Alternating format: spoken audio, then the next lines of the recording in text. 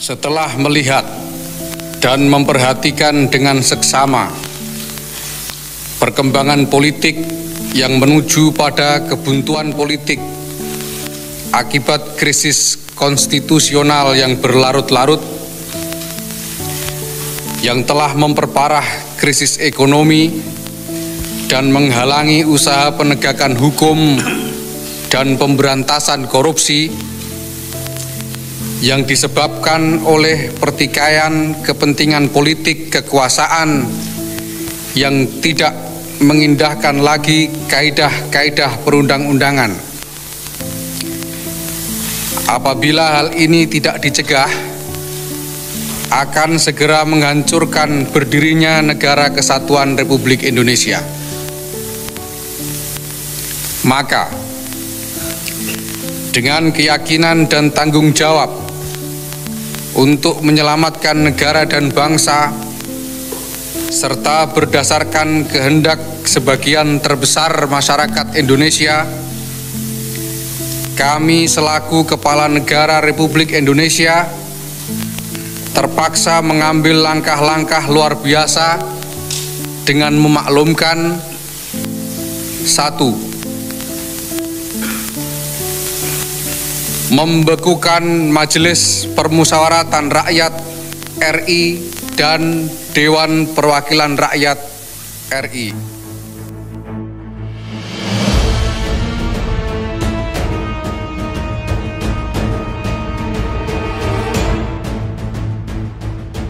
Apa yang akan terjadi jika Indonesia tidak memiliki lembaga legislatif atau DPR? Ini adalah pertanyaan provokatif sekaligus reflektif yang memaksa kita untuk meninjau kembali inti dari sistem demokrasi itu sendiri. Indonesia sebagai negara demokrasi terbesar ketiga di dunia setelah India dan Amerika Serikat memiliki struktur politik yang dibangun atas dasar pemisahan kekuasaan. Lembaga legislatif dalam hal ini Dewan Perwakilan Rakyat atau DPR bersama Dewan Perwakilan Daerah atau DPD yang tergabung dalam Majelis Permusyawaratan Rakyat atau MPR memainkan peran fundamental dalam menjaga keseimbangan kekuasaan antara eksekutif, legislatif, dan yudikatif. Namun, kepercayaan publik terhadap DPR seringkali mengalami krisis. Survei demi survei menunjukkan bahwa DPR termasuk salah satu lembaga negara dengan tingkat kepercayaan publik paling rendah. Skandal korupsi, gaya hidup mewah sebagian anggotanya, hingga kebijakan yang dinilai tidak berpihak kepada rakyat semakin memperburuk citra DPR di mata masyarakat. Terbaru pada tahun 2025 muncul gelombang demonstrasi menolak rencana kenaikan gaji DPR, sebuah isu yang menambah bara ketidakpercayaan publik. Pertanyaan, jika benar-benar ada situasi di mana legislatif dihapuskan, apa yang akan terjadi pada bangsa Indonesia? Apakah pemerintahan bisa berjalan hanya dengan eksekutif dan yudikatif? Apakah Indonesia akan lebih efisien atau justru akan terjerumus ke dalam otoritarianisme baru? Narasi video ini mencoba membedah fenomena tersebut melalui pendekatan ilmu politik, sejarah, dan juga refleksi sosial kontemporer.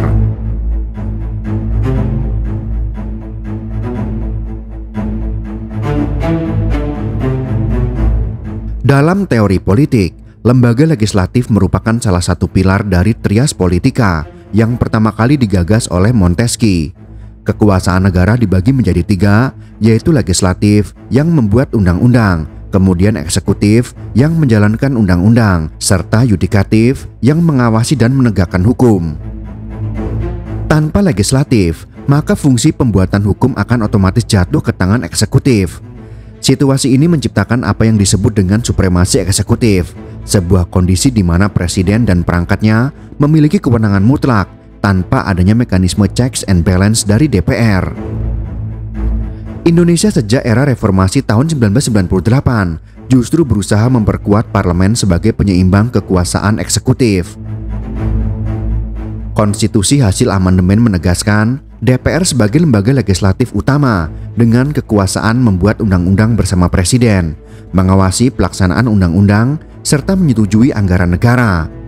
Artinya, tanpa DPR, hampir semua mekanisme demokrasi akan kehilangan fondasi utamanya.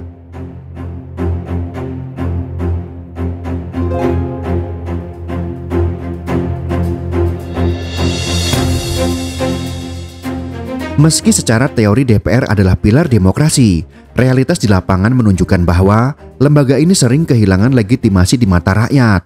Beberapa indikator pentingnya adalah: yang pertama, skandal korupsi. Banyak anggota DPR terjerat kasus suap, gratifikasi, dan penyalahgunaan anggaran. Kasus-kasus besar seperti EKTP melibatkan sejumlah politisi ternama. Kedua, kebijakan kontroversial. DPR kerap dianggap mengesahkan undang-undang yang tidak berpihak kepada rakyat, seperti Undang-Undang Cipta Kerja yang menuai gelombang protes. Kemudian yang ketiga, demonstrasi terbaru tahun 2025. Rencana kenaikan gaji anggota DPR di tengah kondisi ekonomi sulit akibat inflasi dan kesenjangan sosial menimbulkan protes besar-besaran di Jakarta, Bandung, Medan, dan kota-kota lainnya. Mahasiswa, buruh, dan masyarakat sipil turun ke jalan menolak kebijakan yang dianggap tidak etis tersebut. Fenomena demonstrasi ini mengingatkan kita pada momen 1998 ketika rakyat menolak praktik oligarki Orde Baru. Bedanya, kini sasaran protes lebih spesifik ke DPR sebagai simbol kemewahan politik yang dianggap jauh dari realitas rakyat.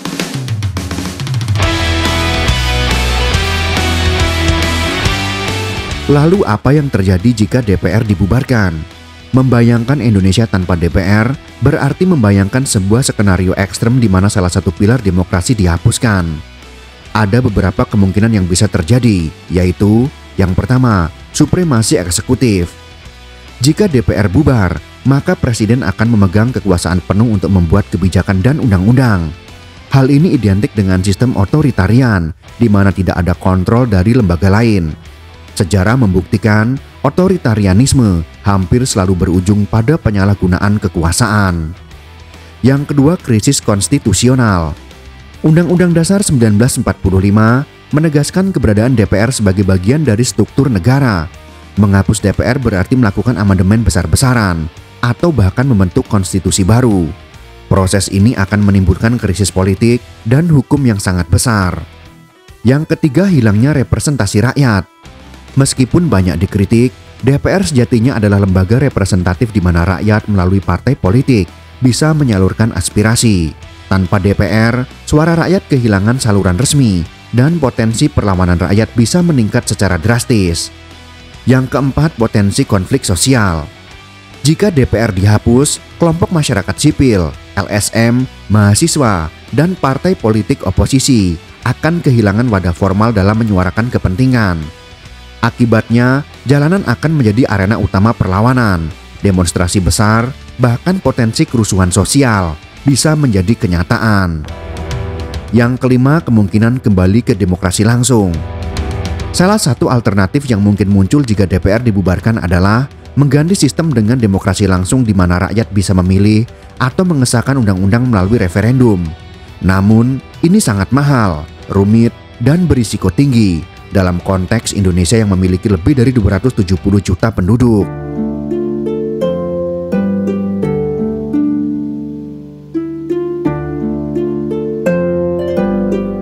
Dalam kajian politik, terdapat beberapa model pemerintahan tanpa legislatif yang bisa dijadikan perbandingan. Yang pertama, sistem monarki absolut. Raja memegang kekuasaan penuh tanpa parlemen, seperti di Arab Saudi, meski kini ada Majelis Al-Syuro dengan fungsi terbatas. Yang kedua, sistem junta militer. Militer mengambil alih pemerintahan tanpa lembaga legislatif, seperti Myanmar pasca kudeta tahun 2021. Yang ketiga, sistem eksekutif supremasi. Presiden atau Perdana Menteri memegang kekuasaan mutlak, misalnya pada masa Napoleon Bonaparte di Prancis.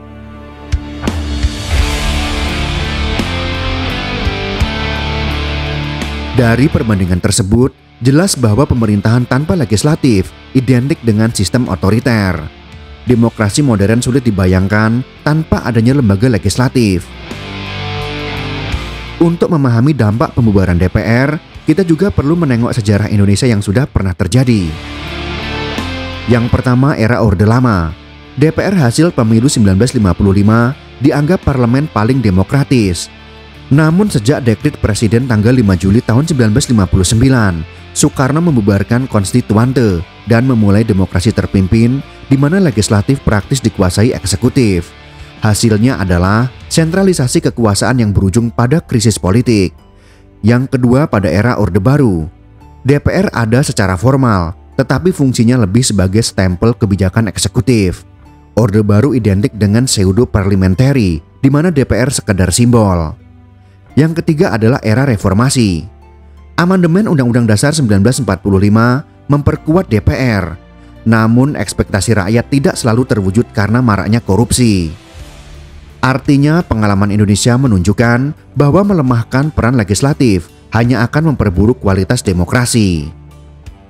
Jika benar-benar ada keinginan rakyat untuk menghapus DPR, maka diperlukan skenario alternatif. Yang pertama, sistem Dewan Rakyat langsung, yaitu rakyat bisa memilih perwakilan secara independen tanpa partai politik. Yang kedua, referendum berkala, yaitu undang-undang ditentukan melalui referendum langsung rakyat, mirip dengan negara Swiss. Yang ketiga adalah majelis teknokrat, yaitu hukum dibuat oleh ahli hukum, akademisi, dan tokoh masyarakat bukan politisi. Namun semua skenario tersebut memiliki kelemahan besar. Demokrasi teknokratik cenderung elitis, referendum langsung rawan manipulasi, sementara perwakilan independen sulit dijalankan di negara sebesar Indonesia. Bagaimana dengan dampak sosial, ekonomi, dan politik yang terjadi jika DPR dihilangkan?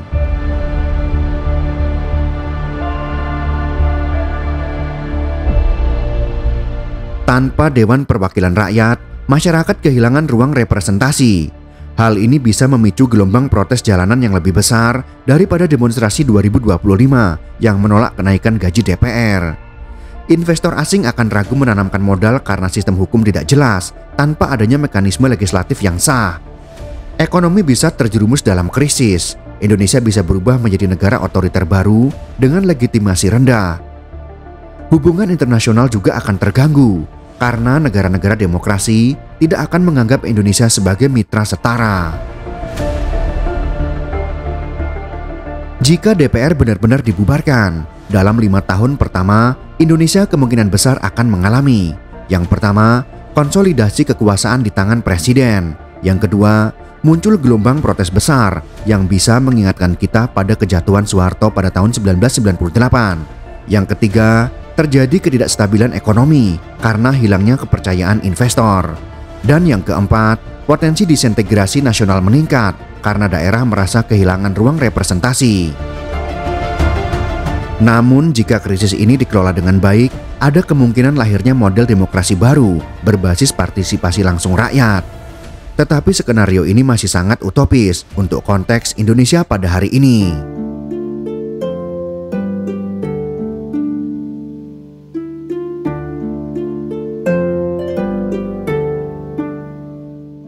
Kesimpulan dari video ini adalah, meskipun DPR sering menjadi sasaran kritik, bahkan menjadi simbol kemewahan politik yang jauh dari rakyat, kenyataannya lembaga legislatif tetap merupakan pilar utama demokrasi. Membubarkan DPR tidak serta-merta menyelesaikan masalah korupsi atau ketidakadilan, tetapi justru bisa membawa Indonesia kembali ke era otoritarianisme. Demonstrasi menentang kenaikan gaji DPR adalah peringatan serius bagi para politisi bahwa rakyat mulai kehilangan kesabaran. Namun, solusinya bukanlah dengan menghapus DPR, melainkan mereformasi total sistem politik agar lebih transparan, akuntabel, dan benar-benar berpihak kepada rakyat. Dengan kata lain, Indonesia tanpa DPR bukanlah demokrasi, melainkan awal dari otoritarianisme baru. Jika kalian suka dengan video ini, silakan berikan jempol ke atas. Dan jika kalian menganggap video ini bermanfaat, maka bagikanlah untuk teman-teman Anda yang lain. Terima kasih sudah menonton.